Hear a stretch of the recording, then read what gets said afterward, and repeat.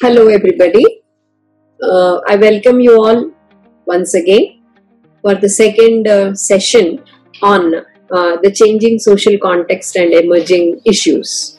We had discussed the business scenario and the challenges which are being faced by the organizations, and in that process we had examined globalization, we had examined technology, nature of work, as to how they actually are influencing the business environment and thereby the functioning of people within the organization. So today, continuing the challenges, we will start with the next challenge, and that is on changing employer-employee expectations in the organizations. Definitely today we see a lot of change in the from the traditional to modern way of functioning as far as employees are concerned. Their operational work values are all changing. And there is one survey which has been conducted by Aon, particularly in 2019, which is quite interesting to note there, that 98% of the workforce who have been surveyed preferred flexible working conditions, and then 89% of them wanted agile working conditions, in the sense that they wanted to work from home, and 64% of them wanted to focus on the mental health, and 63% desired a parental leave. That is, they would like to balance the family as well as the work, so to say. Yet another survey also identified some more factors. That is, 50% of the workforce felt that the current organizational benefits did not match all the employees, did not match all the generations in the organization. It did not match the expectations of the employees, particularly of different generations. It is but natural that every age will have different types of expectations as far as work is concerned. Some of them may be looking for satisfaction, some for money, and some for fame, recognition. We all know, we are quite aware of it. The net result is that the type of compensation or the benefits or the incentives that are being offered by the organization are not exactly matching all the generations. And one more interesting fact which has come out was that there is a mismatch between the labor force growth and the job growth. We see that a lot of people, particularly the workforce, are getting skilled. Their knowledge levels are increasing, and people are building up their competencies so that they become multi-skilled and are able and are ready for certain types of work, so to say.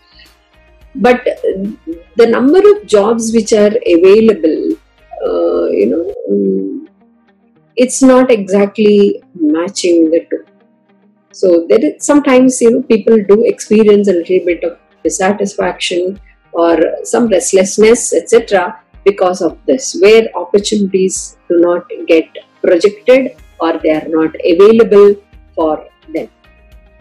And one more aspect is, which is a common trend which has been observed, is today people are more concentrating on their personal goals or personal careers, and the net result is there is diminishing loyalties as far as the organization is concerned, which is resulting in high attrition levels. So job hopping has become a very common phenomenon, and people would like to leave or move to other organizations because of their personal reasons or goals, so to say. Now, what's the challenge over here for the HR? The challenge for the HR is how to retain the talent of these people who might migrate, and see to it that we maintain some sort of a homogeneous group within the organization. So that is as far as changing employer-employee expectations are concerned. Next factor is, of course, the diversity management. A lot has been talked about it and researched. So we have existence of diversity, and diversity management has become a very common phenomenon in the organizations. And with globalization, we definitely can expect diversity to exist, as a and side by side, so to say. So managing different people or people belonging to different backgrounds and cultures is or has become a very common phenomenon in the organizations. More specifically speaking, diversity refers to differences in racial, ethnic, socio-economic, geographic, academic and professional backgrounds. It also refers to differences within the organization. We can say that it is the differences because of people coming from other cultures entering a single organization. That is one type of diversity. Then we can also speak about diversity within the organization. So how does this exist? This exists because of differences in age, race, then gender, and physical and psychological differential abilities.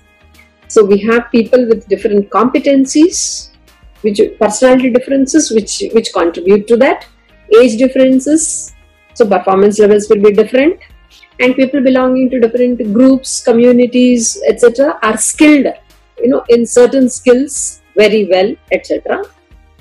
So we can have diversity which exists in the organizations either because of the external people coming to a single organization, or within the same organization. This type of differences can also exist. Whatever it is, we can say that a diverse team definitely is high in productivity and collaborates well. This is one reason why we have to focus on the diversity management, we can say that. And there is one research conducted by Berkeley, wherein he says that he reiterates the previous facts and says that diversity exists within the organization because of personality factors, that is the differences in intellectual capacities, emotional reactions, value systems of people within the organization, and because of age, race, gender, as we have stated earlier. And it could also be because of the external factors, broader external factors like organizations. See, organizations can be diverse at different levels because of the product, because of geographical locations, etc. Or it could be at a societal level, in terms of wherein, people diversity because of the sectors, etc. So we are not so much concerned about that angle, but we are more concerned about the diversity which exists within the organization. And then what is happening over here? Because let's take one factor in the diverse setting itself, and that is age, for example. So an organization will have the workforce of different age groups. So we have young, we have very young at the entry level, then we have middle age, we also have the seniors, etc. And we also have different types of workforce, like some are more skilled, some are executives, some belong to administrative staff, etc. So the level, the type, the positions they occupy, all these type of differences exist. And in all these class of workforce, we have the age as a factor which is actually responsible for creating some amount of differences or diversity in the organization. Now what happens? Take for example the superior-subordinate relationship. That's one angle we can say. And it is but natural to think that a superior is one who is quite senior as far as age is concerned. So probably sometimes, or at times, there is also a generation gap between a superior and a subordinate. So the perspectives are different, the thought processes, the interpretation, the emotional reactions, they're all slightly different when it comes to this sort of superior subordinate relation. So the challenge lies in, how do we actually bring these people together and facilitate them to look at things in one angle, etc. Then managing the older workers. So managing the older workers, see, these workforce is quite old, senior in the organization. Probably some of them existed right from the beginning in the organization. And so they're quite well versed, they're quite experienced as far as their work is concerned. Probably the only drawback over here could be that they are a little slow, or they may not be so quick as far as adapting themselves to the technology is concerned. So this is where the difference exists between the young workforce and the older workforce, or people who are going or who are on the verge of retirement in the organization. So these young workforce in the organization, basically they require faster promotions, fast track career growth, and etc. And they are looking for things to happen very quickly and immediately, so to say. Now, another group also exists, that is managing the retirees, people who are going to retire in the near future in the organization. That's another age group which we have. Now, the very important fact over here is that people who are going to retire soon are the people who are actually very experienced. They also have a lot of knowledge with them, which they can pass on to the successive generations or to the successive workforce within the organization. So organizations can think of handling, or can think of calling them back or giving them some special positions, so that their knowledge or their experience can be utilized by the organization in different ways. So what's the challenge, or what can the HR do over here? The HR can put the mentoring and the career growth policies in place and handle that particular challenge differently.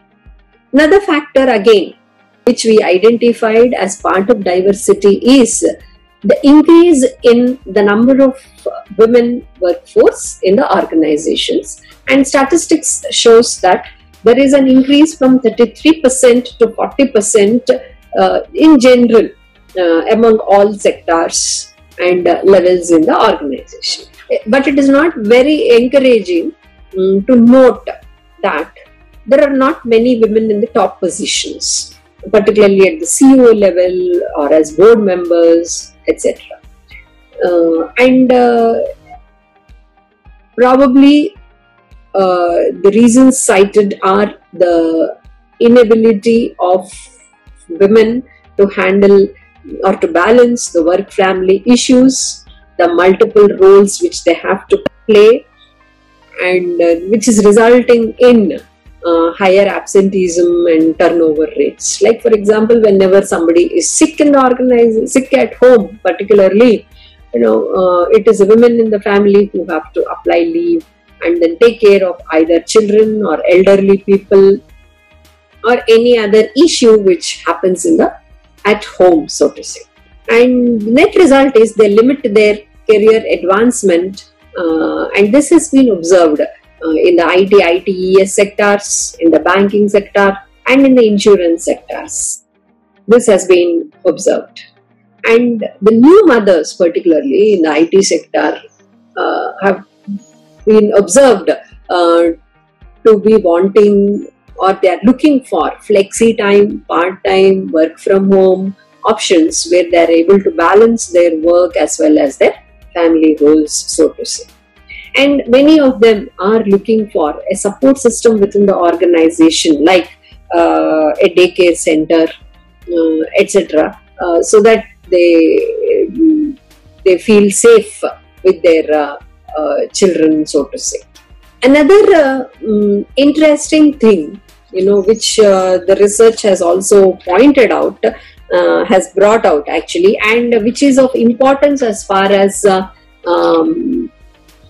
HR is concerned, is the presence of differently abled people in the society. The NSSO survey has brought out that at least 2% of the population is differently abled, so to say. Now, we need to create, that is, the HR has to create opportunities so that these people also get included in the organization. So we need, or the HR has to design a different recruitment policy, some relaxations in the criteria as far as selections are concerned, selection boards are concerned, and promotion policy also needs to be taken care of. And some more changes as far as infrastructure is concerned, and presence of certain softwares which will enable these people to handle work in an efficient manner are some of the things which the HR has to do so that even these people get included in the organizational function.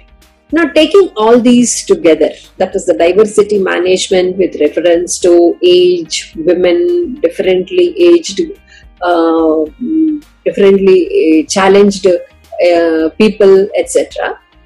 Then what is the responsibility of the HR now, and these challenges, how is it that they have to combat?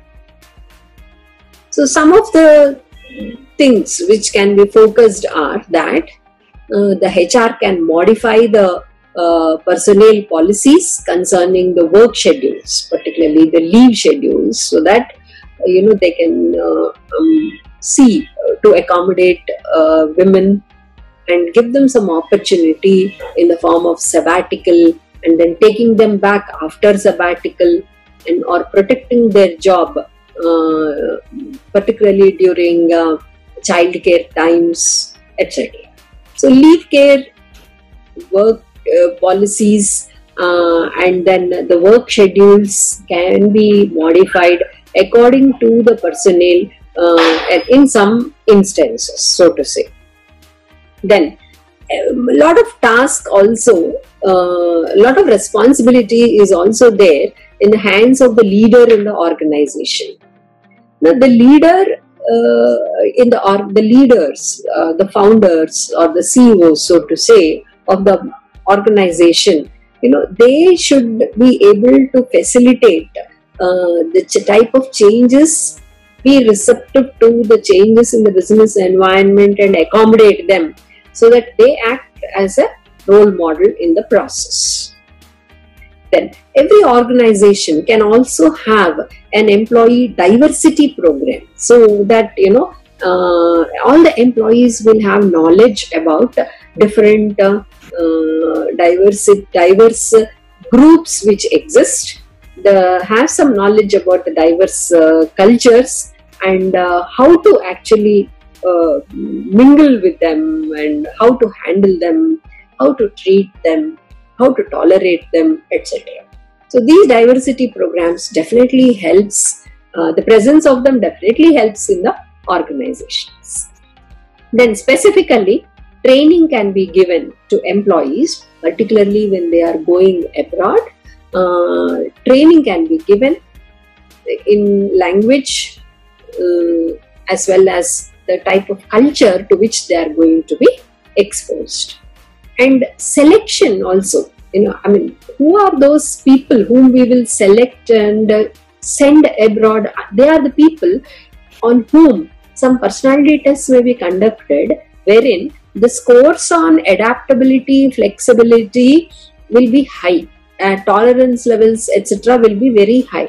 So these are the people who will be able to adapt themselves in a new culture, new environment, in a new setting, particularly when there are language barriers, cultural barriers, absorb the shocks and even handle problems with issues with regard to food, etc., and will be able to come out successfully, or will be able to adapt in no time.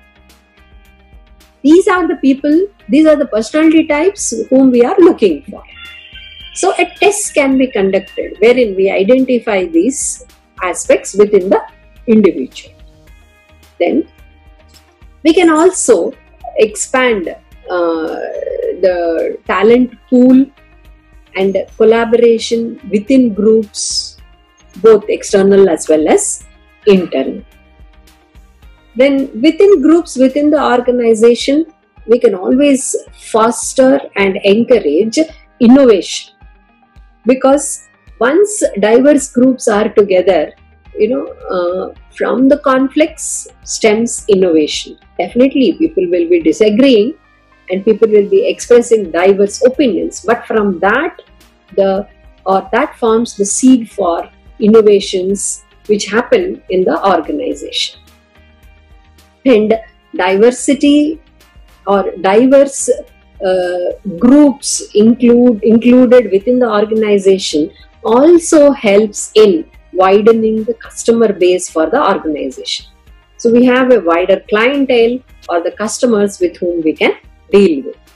And the technical professionals who are a part of it, do wonders, because they will be able to adapt, or they will be able to facilitate whatever the diverse programs that the organization keeps thinking or tries to introduce, so to say. Then, another important aspect which has gained importance, it's a challenge which has gained importance, particularly of late, is the work-family balance. Now, we had something called as work-life balance, work-life conflict, etc. But here we are speaking with reference to the work-family balance. So we hardly, as I had mentioned, we hardly have any women, particularly in the top positions.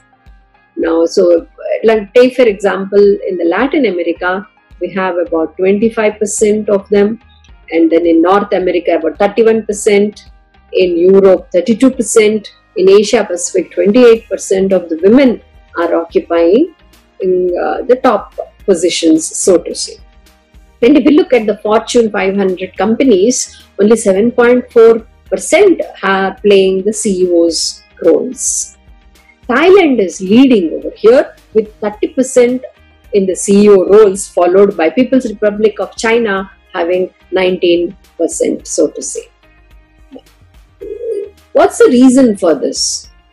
It has been observed, and research has pointed out that main problem is where engaging in one, that is either work or in family, makes total involvement in the other a little difficult in terms of division of time. Net result is the concentration or the focus shifts or is put only in one aspect, and the other is given a slightly different role or step treatment, so to say.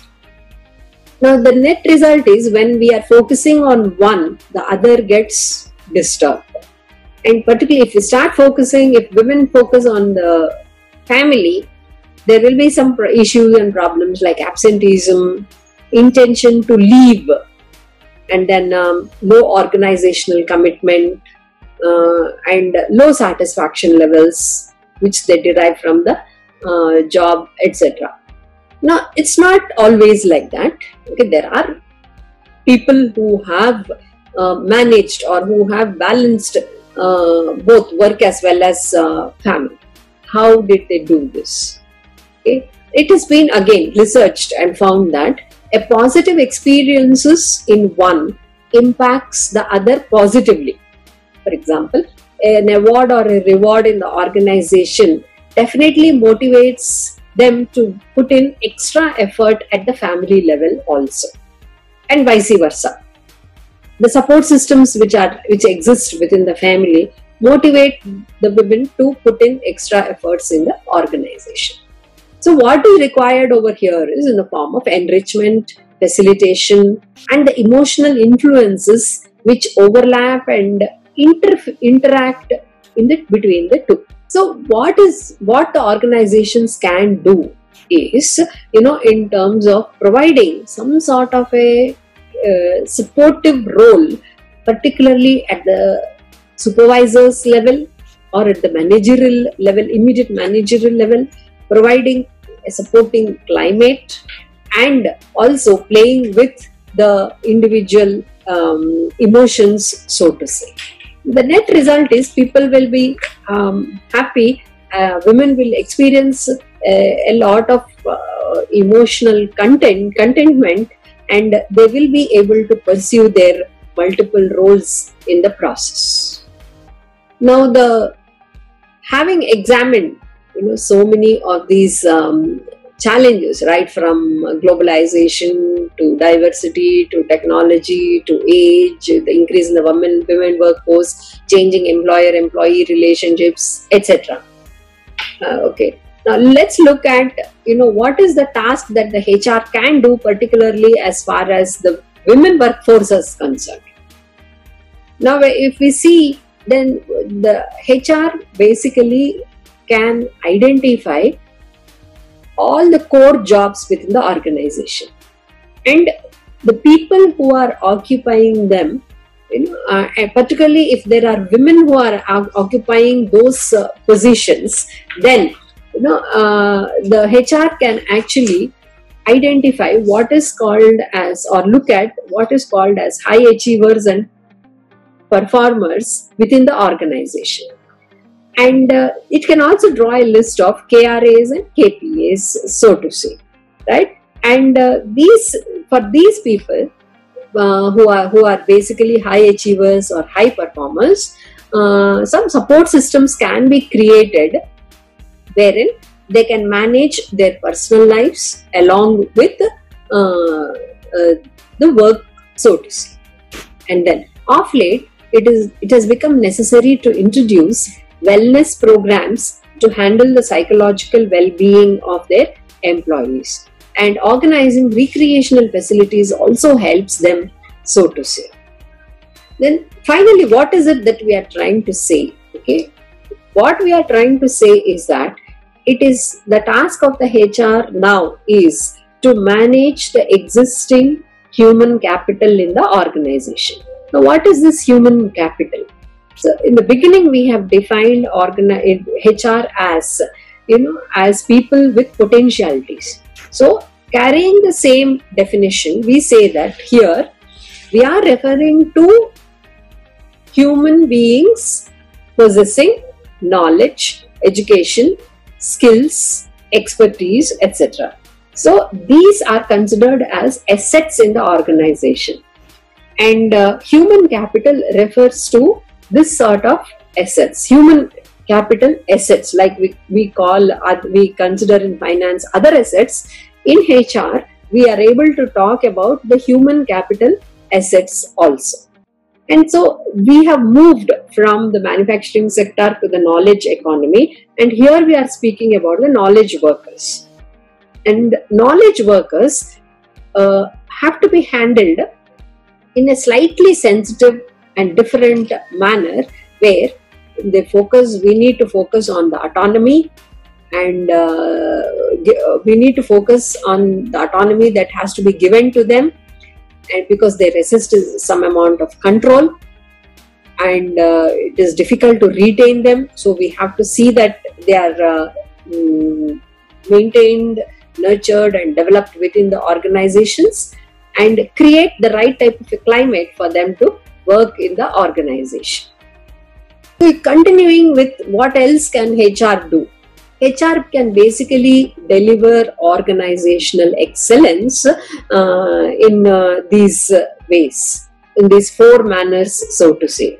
One, it can partner with the top management, particularly in the strategy formulation, so it is able to identify the goals. It is a part of the group which is actually designing the goals of the organization. Now, the question is, why should HR be a part of the group wherein the organizational goals are formulated? Because HR has a knowledge about the competencies of the employees in the organization. So they will be able to identify and correctly guide the strategic formulation in the organization. So at that stage itself, if the HR is involved, they will be able to better formulate and implement the policies of the organization. Then another important responsibility for the HR is to implement whatever the activities or goals are in a cost-effective, administratively efficient manner to the organization. And today we have the emphasis on lean, mean organizations, etc. So outsourcing and different ways of functioning are all existing for the HR managers. So they can take different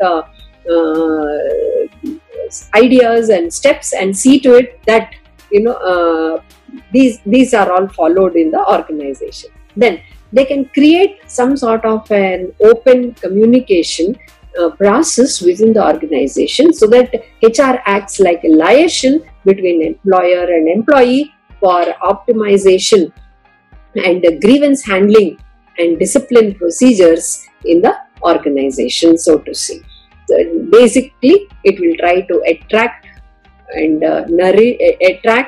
nurture the talent in the organization. Then, in the new economy, so to say, we have the only thing that is required is gaining competitive advantage, or CA as it is called as. And how does an organization gain its competitive advantage? Is through its capabilities, which we have identified. They are basically the human resources.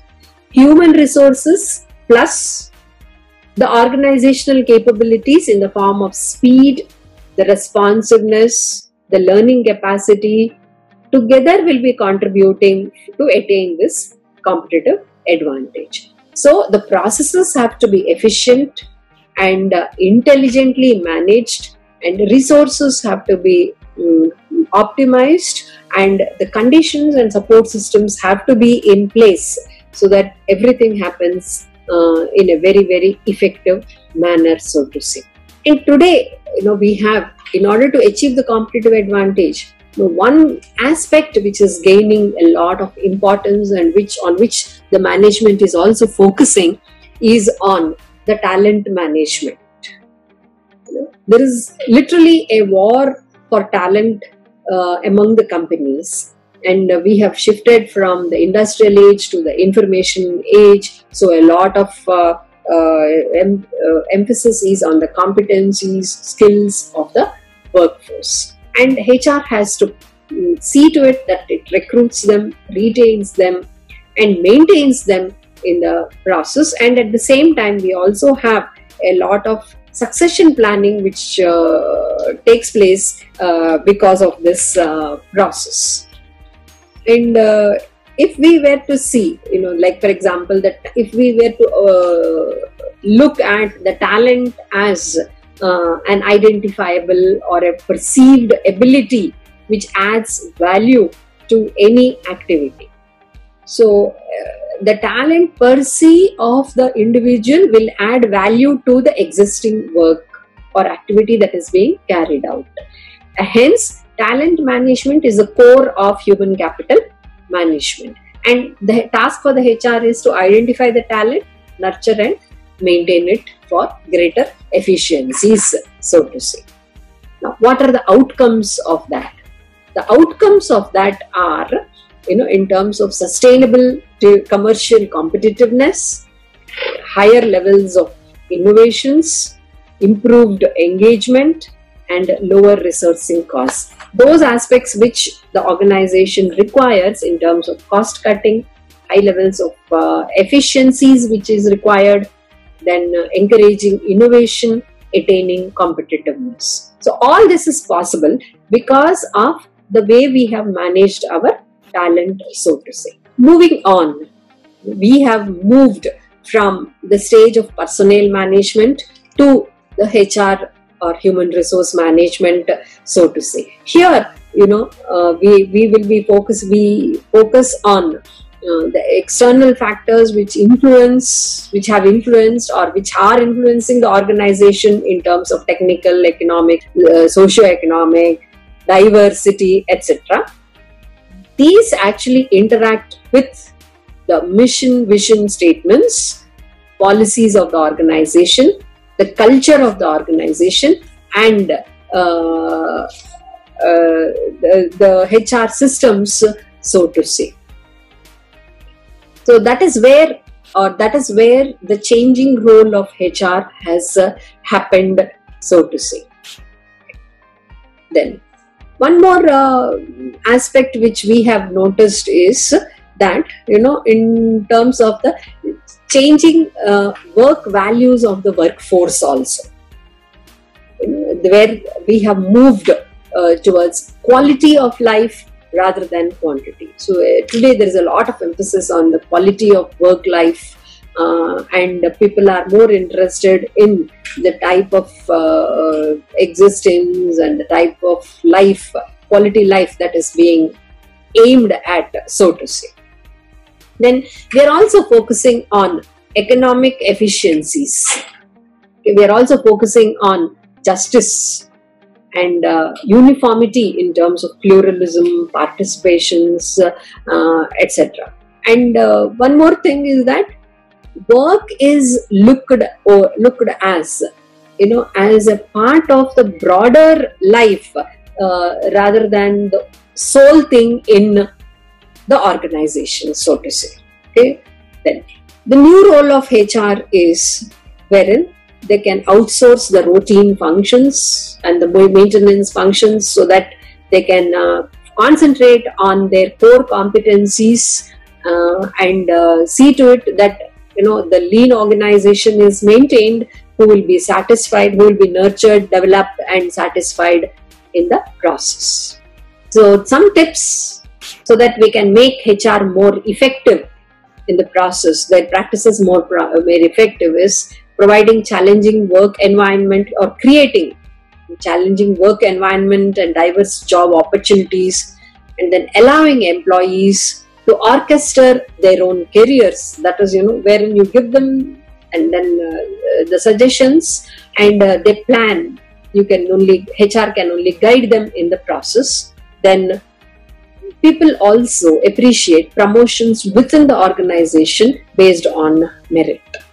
So presenting employees with career opportunities within the organization is what is being desired among the employees. Then skilling and developing the human resources, not only with regard to skills but also with regard to soft skills as well as through software knowledge.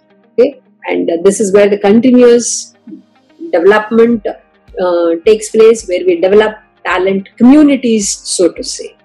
And learning can also take place by deploying employees to other places where the new type of learning also takes place. And once we put all this in place, then the optimization of resources, optimization of human resources, so that all the human capital in the organization can be utilized to attain the competitive advantage, which is the goal of HR, so to say. Thank you very much.